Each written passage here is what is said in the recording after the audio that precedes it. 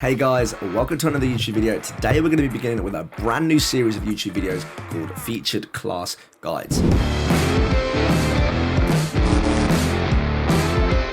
Similar to what we have created over with the snapshot videos, that is looking at our tactical gameplay, gameplay analysis, and reason behind the decision making that we make in games. This one is going to be looking at featuring some of our favorite, as I like to call, hidden gem guns and classes in the game. This inspiration was brought to me by some of my Twitch viewers over at twitch.tv/Stallion, and I wanted to show off and kind of show to you guys some of my favorite guns for the way that I play and for some of the styles that I use them for. So we're going to be beginning today with the Grau 5.56. This assault rifle in its nature is ideally, and in my opinion, one of the most versatile and hybrid guns in the game. You can use this gun as a long-range holding AR. You can also use this gun as a Russian SMG beast. However, it depends whichever way you like to use it. Today we're going to be focusing more on the SMG style of the gun. We're going to be talking run and gun, and we're going to be talking close range encounters and snapshots. We're going to be breaking down the attachments that I use for it, the perks that I use, including the lethal and tactical equipment as well.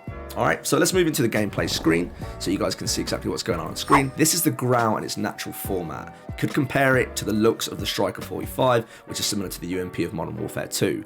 In its original sight, or in its original blueprint, you can see here it has got the iron sights of a full circle. With the Shadowsight, which is a lot smaller, compact, more SMG-like, it offers the half circle iron sight, which in my opinion is better for close range engagements and for fights as well. To unlock the Shadowsight blueprint, you must have unlocked it from Season 2 Battle Pass at level 85, as I'm not sure you can unlock it from Season 3 onwards. Alright, so let's break down on my Shadowsight for my Grau and show you guys what it is that I like to use for the game. Alright, so this is my Shadowsight Grau. It's very similar to the one that we just looked at, with a couple of modifications and some things that I've changed to that I personally make it feel a lot better, and it just fits the style of, the way that I play a lot more than what the default binds are for it. So as you can see, the beautiful camo that we're using on it right now is Damascus. We did release a video not too long ago about Damascus. You can find the link underneath this YouTube video if you want to find out how to unlock it, what it is, and tips and tricks for unlocking it faster as well. Moving into the gunsmith for this video and for the Grau itself, you can see the attachment range that it offers, pretty standard to pretty much any other gun, and we're going to break down each individual one and why I choose the things that I do. Now, the muzzle for the monolithic suppressor, I find this standard on pretty much every gun in the game. I love this thing. It gives you great sound suppression, it gives you really good damage range as well. Whether you use it as an AR, whether you use it as an SMG, this makes up for any damage loss that any other perk drops, but does give you in other things. It gives you increased range. It's really good for that. It makes it hard to find out where you're shooting from, and overall it just makes the gun feel really good when it's in your hands. For me, monolithic suppressor is a must on around 95% of the guns that I use. I'll have a look through the other options in here, but I never really see anything else that I like or that I've used. It's always been the monolithic suppressor. Alright, moving into the next one, and this is arguably what makes the gun so unique, is the ZLR Drifter A08.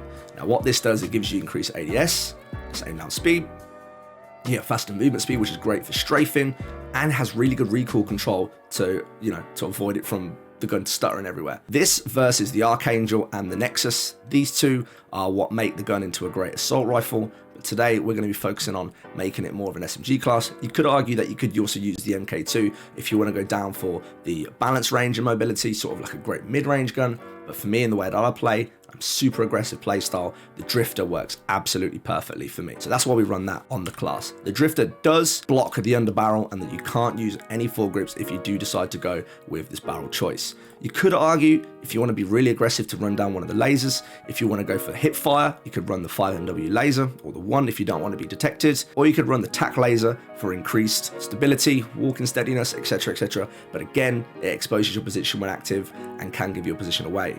Alright, so I choose not to go with any. I feel like this gun has amazing attachments across the board that you don't really need to run the laser for this one. Once again, the reason that we've not taken an optic, and the way that Modern Warfare works, is I feel like unless an optic is very necessary for the gun, or it has a horrible iron sight, what you're actually doing by attaching an optic is getting rid of a potential buff that you could be adding to the gun. So the only guns that I even use any sort of optics on, including snipers, probably the FAL, the Odin, and a few other selected guns where I don't like the iron sight necessarily, and I feel like they really need an optic to operate properly. Apart from that, I don't use an optic on any one of my guns. This is for multiplayer, of course. Next up, as standard for the stock, I like to run no stock versus the Strike Light and the Blackjack. These both give good good statistics in terms of stability or walking speed. However, no stock, in my opinion, is the ultimate run and gun. It gives you the movement speed that you need, and it gives you the ADS speed that you need as well. So not only do you move quicker around the map, better for strafing, and just general movement for being an SMG player, you also get an increase in ADS that you've lost from the monolithic suppressor, and keeps the gun running and gunning purely like an SMG. Next up, we have the rear grip, which offers you the very unique XRK Void 2, also known on the other SMGs as stippled grip tape. This gives you very fast ADS and also gives you sprint to fire. So from when let's say you're running down the map and someone, lets fire onto you, if you were to turn and snap on them, the time between not aiming to aiming and allowing you to clutch up and pull off a snapshot is going to be much faster by using the XRK Void 2. So this is an absolute must versus the Sniper Elite, which gives it general steadiness and stability, and the rubber, which just holds for recoil control. The XRK Void 2, in my opinion, is probably even good for the assault rifle in the long range, just to give it that extra advantage for snapshotting on people even at long range. Now, this is where you could argue is probably one of the most changeable perks. And what I mean by that is this is dependent on your playstyle. The reason that I love to run sleight of hand here is because I'm a very, very, very aggressive player, and I love to get under the enemy's skin in running into their spawns and just trying to take control of the whole map. So for me, sleight of hand is very, very necessary. That extra second or half a second of reloading could end up getting me killed. I'm always always behind enemy lines. You could argue that you could run some ammunition perks instead. You could take the 50 or the 60 round mags. They lower the ADS for both of them. It doesn't matter too much because you've got ADS buffs on other things. But for me personally, I really like the sleight of hand. But again, it could be argued that you could be running one of these mags depending on your playstyle and situation. You could also take one of the lasers, as we mentioned before, over sleight of hand, but that again depends on how you like to use your gun. All right, so let's run through the positives and negatives of not only the gun, but the way that I've built it. And I'm gonna give you a score out of 10 for all the positives that I've got here. As a reactive SMG that has very fast ADS and for fast engagement and snapshotting, this gun is an absolute 10 out of 10. This, for me, has pretty much replaced almost all SMGs in the game. I love the MP5 and I love the MP7. This just feels like a whole different breed of gun. I don't know what it is. It's beautiful. It just feels good. The recoil is so controlled, and it just absolutely slays, even on core or hardcore. Honestly, once you give it a go, you'll see exactly what I mean. 10 out of 10 for its ADS activity and the snapshot potential as well. For strafe and hip shotting, obviously the way that the gun is built, you can do pretty good strafing with this, whether that's moving left and right between shots, drop shotting, jump shotting, whatever it is that you do. However, for hip firing, this isn't the best build. If you want to go down more of a hip firing route, you want to take the 1 or the 5MW laser, as it will help you to hit your shots. If you want to be super, super, super aggressive, but I don't personally want to lose the sleight of hand for that. So again, that's up to you and your playstyle. I'll give it an 8 out of 10 on that regard. Now, the monolithic suppressor, this on its own, what I recommend to pretty much all SMGs and even ARs, I'm going to give this for a 9 out of 10 for its range. Even if you take medium to long range fights with this, and it has pretty much no capability on anything else, the monolithic suppressor gives you that range that you need to make it an absolute beast, make it hard to work out where you're shooting from, and still take people out on longer maps. It offers really good noise suppression, and it makes it a lot harder for people to find out where you are. Sleight of hand gives it the 8 out of 10, but does give the opportunity to also go for ammo. That's up to you, as we've already explained. And no stock and the XRK Void turn it into the SMG beast that it is. Between these two here in the, the transition from an AR to an SMG, I'd have to give it a solid 10 out of 10.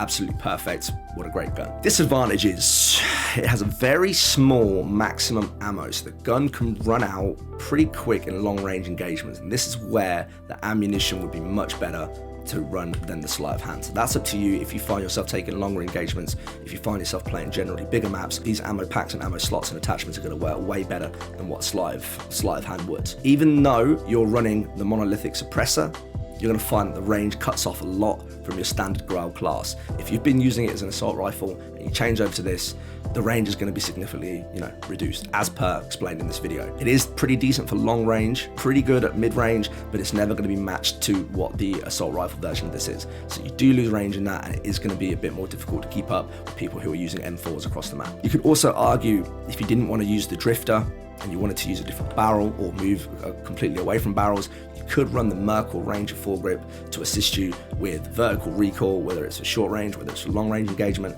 Again, that's up to you and on your playstyle and however you want to do it. The things that I recommend to pair the gun up with, I love the Renetti. The Renetti's burst, slaying potential, for me, when this gun came out, became one of the best pistols in the game. You use these two together, run out of ammo on the Shadowsight, quickly switch to the Renetti, rather than trying to get your ammo back or trying to reload. These two things together slay and help you pick off for most short-range situations. In terms of perks, I like to use Quick Fix. I'm not the biggest fan of stims personally. I like to run smoke grenades when I use my tactical. That allows me to play really objectively and supports my team in getting past chokehold and choke points. Alright, so Quick Fix allows you to get your health back as soon as you get a kill. Recently got buffed, it's really effective, it's really good. I find that Point Man is one of the most underrated perks in the game. This perk too allows you to turn your kill streaks into score streaks. You get points for objective play, you get points for assists, you get points for pretty much everything, which allow you to level up and get your kill streaks a lot easier. Alright, so the extra score streaks that you get from Point Man are definitely worth it. Apart from this, I'd only ever really run Ghost or maybe Restock. But Point Man, for objective players and for aggressive players, is one of the most valuable, perks in the game. And finally, perk 3. This is where it could be arguably most of these. Tune Up, Amped, Shrapnel, Battle Hardened, they've all got their uses. However, if you're hyper aggressive like me, and you run Dead Silence, Tune Up is great. It pretty much gives you Dead Silence 24/7. It reduces the charge field time for the upgrade by 40%. So by the time you've used Dead Silence, you run around and got a few more kills, you've got it back up again. Alright, so it's really good for the cons of Dead Silence, fast movement around the map, and going around undetected. Finally, we look at the lethal. We run the Semtex. This is, again, up to you. Semtex I find really useful. You can hear them when they're being thrown over the top of the map, or whether you throw them at an enemy. But if you do elevate it properly and make sure it lands at the perfect time, you can wipe people out pretty easy with the Semtex. And again, as we previously explained, I like to run the smoke grenade over the stims for beneficial use for objective play and to help my team out more and more. We're going to have a look at some gameplay of the Grau, just in its general form in a custom game, and then we're going to show you guys some clips of what the Grau looks like of some of my best plays. Let's roll into it. Okay, now that we're actually in a custom game, I can show you guys a couple of the advantages for using the gun itself.